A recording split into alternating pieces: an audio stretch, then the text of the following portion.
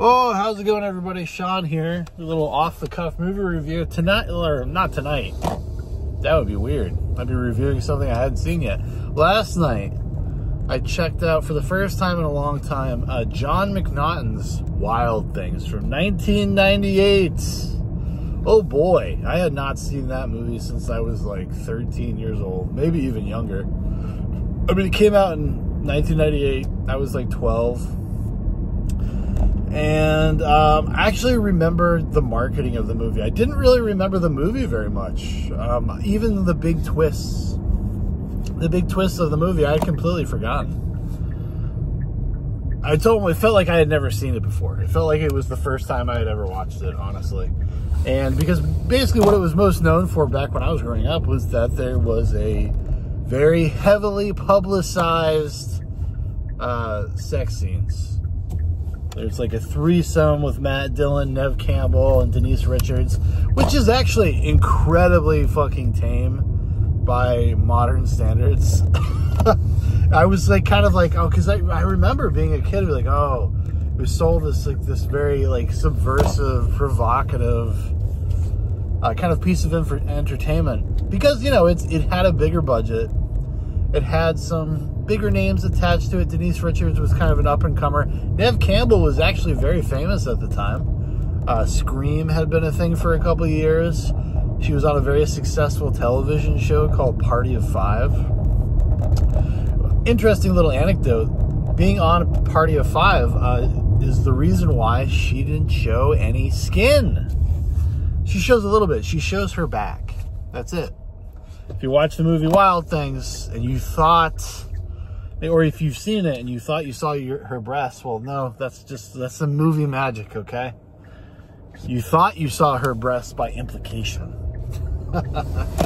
Yeah, she only shows her bare back, and I guess apparently that had to be negotiated, because she had basically like a form of a purity clause with whatever, I can't remember what network Party of Five was on. Was it Fox? I can't even remember. I never really watched it. Honestly, I don't think I've ever even seen an entire episode of Party of Five.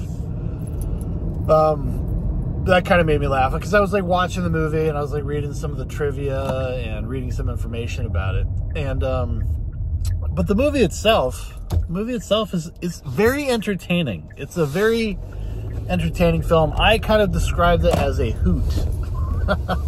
It's this weird surf noir mystery / kind of erotic thriller that is very little campy. It's got a nice little touch of camp to it. It's got some fun performances. It's silly. It's got a very cool visual design. I really love the aesthetics of the movie, the way they shot it, because it kind of goes, you know, in the opposite direction of what we come to expect from something that's in the noir genre, right? They stay away kind of from shadows and stuff, and most of the movie takes place during the daytime in Florida, and even the night scenes are actually kind of lit in a way that is very like kind of stylistic, and it has a really cool, interesting look to it. I really liked the cinematography. It was really cool. It was really cool just because, you know, you watch so many of these kinds of movies. Like I watched a few days ago, I had watched Kiss the Girls, which is kind of, you know, it came out around the same time, and it's so like drab and dark, almost in a way that was kind of like lazy. Like it comes off as lazy because it comes off as a way to kind of be manipulative rather than almost like being like an appropriate style choice all the time. And this one it feels very pointed, very directed, that they made this choice, you know, as their visual aesthetic. And it works so well, especially with the setting in Florida. And it gives everything just kind of like this, it gives the movie a sense of playfulness, honestly. Because it's very funny too. It's like a very pitch black comedy, which I guess I had kind of forgotten, how funny it was. Even when I'm not even sure if it was intentionally so all the time. Like I went and listened to some of the audio commentary, and I watched some of the behind the scenes stuff. I have the Arrow 4K that came out, like a year ago, 2 years ago. Ended up getting the Steelbook for a steal. I think I got it for like $12. I was very stoked about it.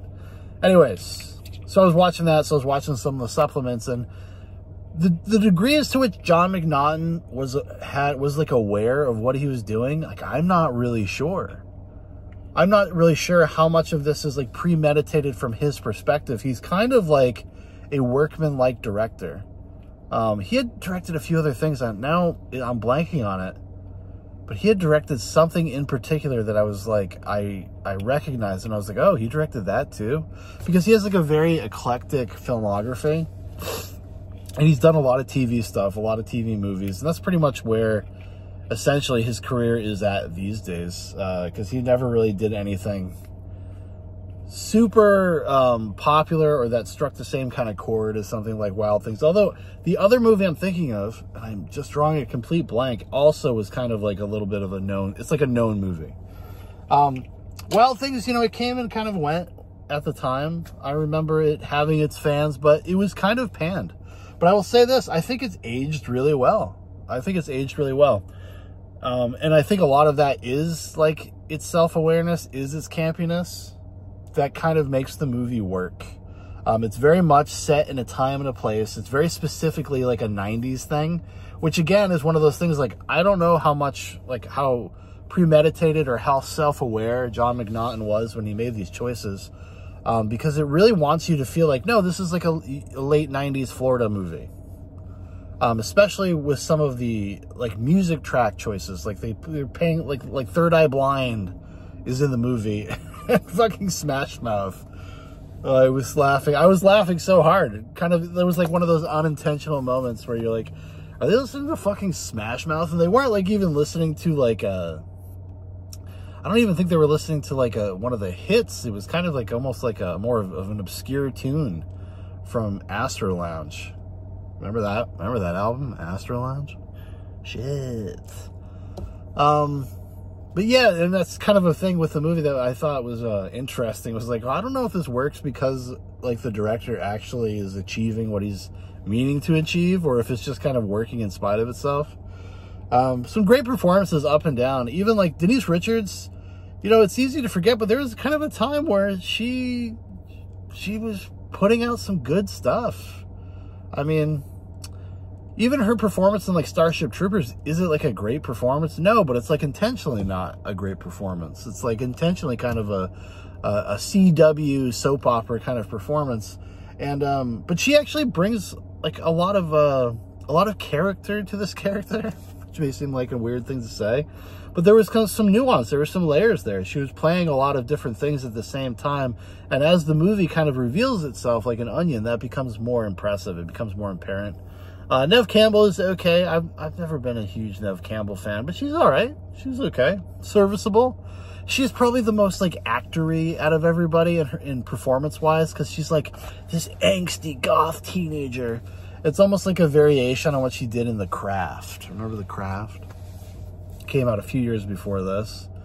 A little bit of a variation on that. You know, she gets to be like neurotic and angsty, and it's a very Neve Campbell-like performance. Matt Dillon and Kevin Bacon are fantastic. Bill Murray's in the movie for like an extended cameo.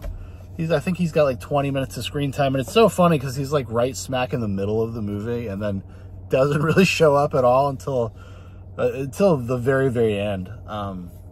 He kind of steals the movie a little bit, and it made me think. I was like, man, I kind of wish Bill Murray did more stuff like this, especially at that point in his career. And he was kind of like, he was taking some chances, doing some other things, doing some more interesting things. It's the kind of stuff that culminates in his work on like with Jim Jarmusch, you know, like Broken Flowers, this period of time for Bill Murray. But he plays like a shitty lawyer, you know, kind of a sleazy, opportunistic lawyer, and he does a great job. He's great. He's funny. He's got a couple of really great laughs.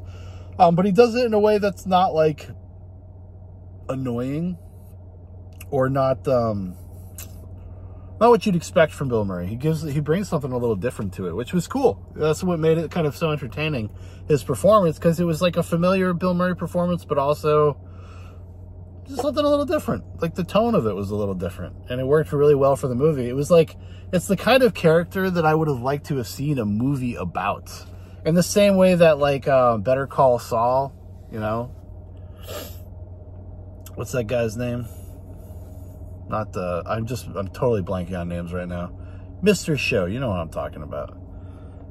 But just like that, he's kind of a very similar character to that, actually. Honestly, in some ways. So it makes sense. It makes sense that that archetype is something I enjoy. Anything else I can really think of about Wild Things? I mean, I just, you know, if you haven't seen it in a long time, give it a spin, man. I was very pleasantly surprised by how much fun I had watching it. And that's for just a myriad of different reasons. You know, like there's kind of the straight enjoyment of it, just kind of enjoying the mystery and enjoying the way that they've constructed the film and the way it looks and the way that they dole out the information for the mystery and stuff. It's a very engaging movie. And also there's kind of a meta, in a meta way, it's kind of funny because it's very much a movie of a place and time. It's very much, it's very campy, although I'm not entirely sure to what degree John McNaughton was aware of how campy it was. He definitely is in moments. He definitely is in moments, but the whole movie kind of has like a veil of campiness to it. But it's just like it's a light touch. It's a little light kiss, you know? It never gets into like Death Becomes Her territory, you know? It never gets quite that campy. Which is a camp classic, by the way. Or Interview with the Vampire. Never gets that campy either.